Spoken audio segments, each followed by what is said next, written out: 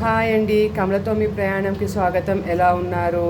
అయితే నేను దీనికన్నా ముందు వీడియోలో బార్లీ వాటర్ గురించి చెప్పాను కదా, డైటింగ్ చేసేవాళ్ళు దాన్ని ఎలా తాగొచ్చు అన్నది. అయితే ఇది ఇంకొక రెమెడీ అండి. ఇది సగ్గుబియ్యం రెమెడీ.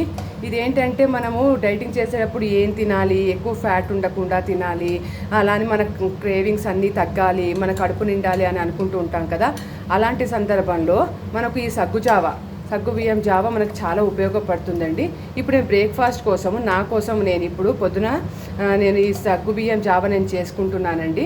ఈ సగ్గుబియ్యం నిన్న రాత్రి నేను నానపెట్టేశాను. ఈరోజు పొద్దున దాన్ని నేను ఉడకపెట్టి ఇందులో పాలు పోయకుండా ఉత్త నీళ్లతోనే దీంట్లో నేను ఇంత పంచదార వేసుకొని చక్కగా ఒక పెద్ద గ్లాసు నిండా తీసుకుని, పంచదార అంటే మళ్ళీ ఫ్యాటు, మళ్ళీ బాబోయ్ మరి ఇంకా ఇంత చెప్తున్నారు ఫ్యాట్కి పంచదార ఏంటి అంటారేమో. అంత పంచదార వేసుకోకూడదండి.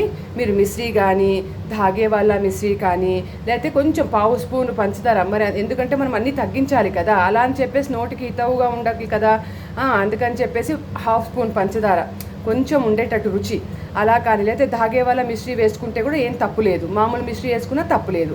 అందుకని చెప్పేసి లేకపోతే బాగా చల్లారిపోయిన తర్వాత మనం అందులో తేనె కలుపుకున్నా సరేనండి.